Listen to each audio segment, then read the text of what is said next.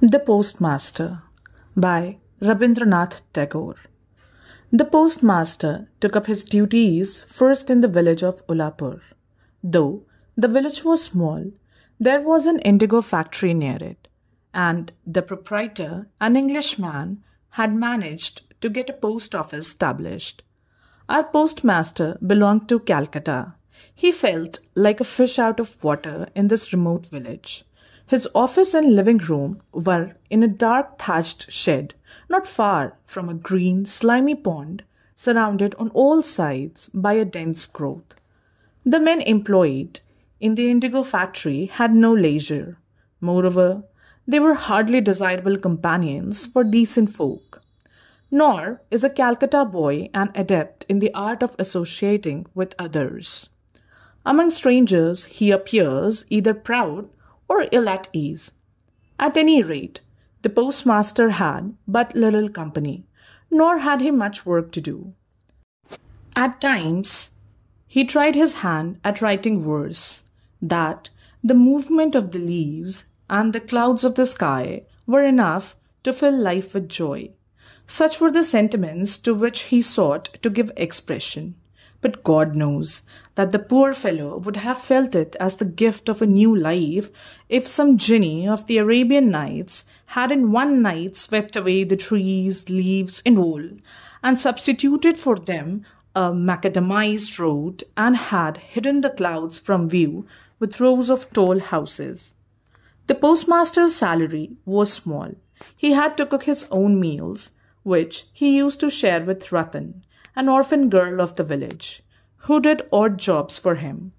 When in the evening the smoke began to curl upwards from the village cowsheds, and the cicadas chirped in every bush, when the mendicants of the whole sect sang their shrill songs in the daily meeting place, when any poet who had attempted to watch the movement of the leaves in the dense bamboo thickets would have felt a ghostly shiver run down his back, the postmaster would light his little lamp and call out, "Ratan!" Ratan would sit outside waiting for his call, and instead of coming in at once would reply, "Did you call me, sir?" "What are you doing?" the postmaster would ask. "I must go and light the kitchen fire," she would reply. And the postmaster would say, "Oh, let the kitchen fire wait for a while. Light me my pipe first." At last, Ratan would enter, with puffed out cheeks, vigorously blowing into a flame a live coal to light the tobacco.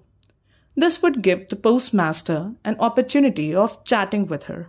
"Well, Ratan," perhaps he would begin, "do you remember anything of your mother?" That was a fertile subject. Ratan partly remembered and partly forgot. Her father had been fonder of her than her mother. Him she recollected more vividly. He used to come home in the evening after his works, and one or two evenings stood out more clearly than others, like pictures in her memory. Ratan would sit on the floor near the postmaster's feet as memories crowded in upon her. She called to mind a little brother that she had, and how on some bygone cloudy day she had played at fishing with him on the edge of the pond, with a twig for a fishing rod. Such little incidents would drive out greater events from her mind. Thus, as they talked, it would often get very late, and the postmaster would feel too lazy to do any cooking at all. Ratan would then hastily light the fire and toast some unleavened bread, which, with the cold remnants of the morning meal, was enough for their supper. On some evenings, seated at his desk in the corner of the big empty shed, the postmaster too would call up memories of his own home, of his mother and his sister, of those for whom in his exile his heart was sad, memories which were always haunting him, but which he could not reveal to the men of the factory, though he found himself naturally recalling them aloud in the presence of the simple little girl. And so it came about that the girl would allude to his people as mother, brother, and sister, as if she had known them all her life. Indeed, she had a complete picture of each one of them painted in her heart. One day, at noon, during a break in the rains, there was a cool, soft breeze blowing. The smell of the damp grass and leaves in the hot sun felt like the warm breathing on one's body of the tired earth. A persistent bird repeated all the afternoon the burden of its one complaint in nature's audience chamber. The postmaster had nothing to do. The shimmer of freshly washed leaves and the banked up remnants of the retreating rain clouds were sights to see.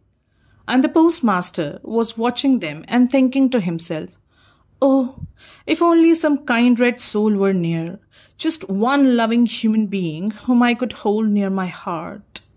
This was exactly, he went on to think, what the bird was trying to say, and it was the same feeling which the murmuring leaves were striving to express. But no one knows or would believe that such an idea might also take possession of an ill-paid village postmaster in the deep, silent midday interval in his work. The postmaster sighed and called out, "Ratan!"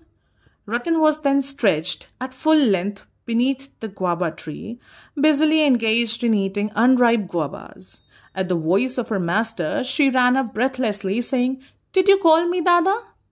"I was thinking of teaching you to read," said the postmaster. And then, for the rest of the afternoon, he taught her the alphabet. Thus, in a very short time, Ratan had got as far as the double consonants. It seemed as though the rains would never end. Canals, ditches, and hollows were all flooded with water. Day and night the patter of rain was heard, and the croaking of frogs. The village roads became impassable, and the marketing had to be done in punts. One heavily clouded morning, the postmaster's little pupil had been waiting long outside the door to be called. But as the usual summons did not come, she took up her dog-eared book and slowly entered the room. She found her master lying on his bed and thinking he was resting. She was about to retire on tiptoe when she suddenly heard her name. "Ratan!" She turned at once and asked, "Were you asleep, Dada?" The postmaster, in a weak voice, replied, "I am not well. Feel my head. Is it very hot?" In the loneliness of his exile and in the gloom of the rains, he needed a little tender nursing.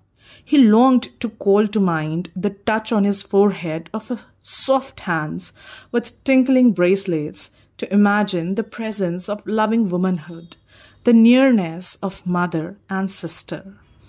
And the exile was not disappointed. Ratan ceased to be a little girl. She at once stepped into the post of mother, called in the village doctor, gave the patient his pills at the proper intervals, sat up all night by his pillow, cooked his gruel for him, and every now and then asked, "Are you feeling a little better, Dada?" It was some time before the postmaster, though still weak, was able to leave his sick bed. "No more of this," said he with decision. "I must apply for a transfer from this place." He wrote off at once to Calcutta an application for a transfer on the ground of the unhealthiness of the spot. Relieved from her duties as nurse, Ratan again took up her former place outside the door. But she no longer heard the same old call. She would sometimes furtively peep inside to find the postmaster sitting on his chair or stretched on his bed and gazing absently into the air. While Ratan was awaiting her call, the postmaster was awaiting a reply to his application. The girl read her old lessons over and over again. Her great fear was lost. When the call came, she might be found wanting in the double consonants. After a week's waiting, one evening her summons came. With an overflowing heart, Ratan rushed into the room and cried, as she used to cry, "Did you call me, Dada?" The postmaster said, "I am going away tomorrow, Ratan." "Where are you going, Dada?" "I am going home." "When will you come back?" "I am not coming back." Ratan asked no more.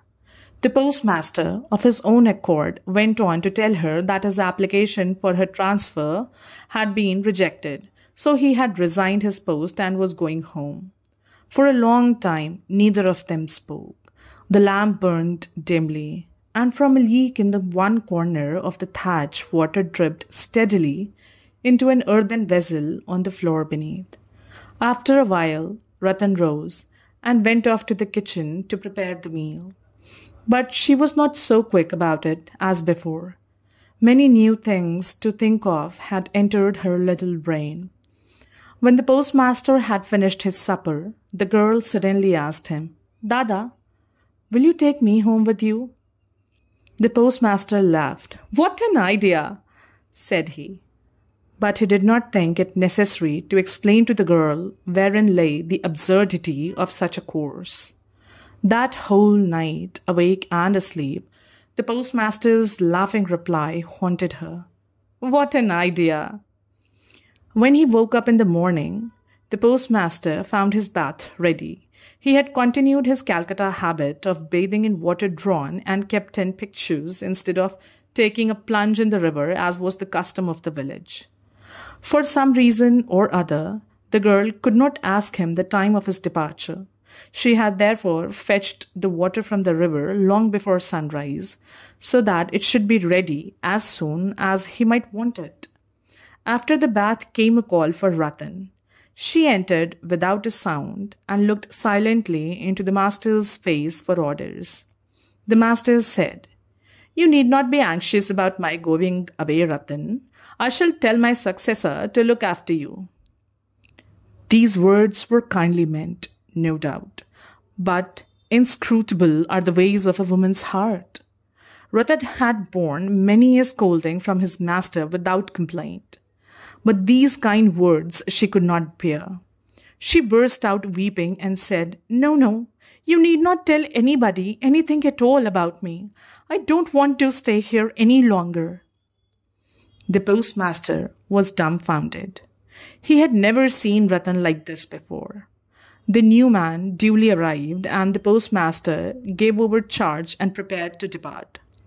Just before starting, he called Ratan and said, "Here is something for you. I hope it will keep you for some little time." He brought out from his pocket the whole of his month's salary, retaining only a trifle for the journey. Then Ratan fell at his feet and cried, "Oh, Dada, pray don't give me anything. Don't in any way trouble about me." And then she ran away out of sight. The postmaster heaved a sigh, took up his bag, put his umbrella over his shoulder, and accompanied by a man carrying his many-colored tin trunk, slowly made for the boat. When he got in and the boat was under way, and the rain-swollen river, like a stream of tears welling up from the earth, swirled and sobbed at her bows, then he felt grieved at heart. The sorrow-stricken face of a village girl seemed to represent for him the great unspoken, pervading grief of Mother Earth herself. At one moment he felt an impulse to go back and bring away with him that lonely waif, forsaken of the world. But the wind had just filled the sails. The boat had got well into the middle of the turbulent current, and already the village was left behind, and its outlying burning ground had come into sight. So the traveller, borne on the breast of the swift-flowing river, consoled himself with philosophical reflections on the world and on death, the great parting from which there is no return. But Ratan had no philosophy. She was wandering about the post office with the tears streaming from her eyes. It may be that she had still a hope lurking in some corner of her heart that her Dada would return, and perhaps that is why she could not tear herself away. Alas, for our foolish human nature, its fond mistakes are persistent. The dictates of reason take a long time to assert their sway. The surest proofs, meanwhile, are disbelieved. One clings desperately to some vain hope, till a day comes when it has sucked the heart dry, and then it breaks through its bonds and departs. After that comes the misery of awakening, and then once again the longing to get back into the maze of the same mistakes.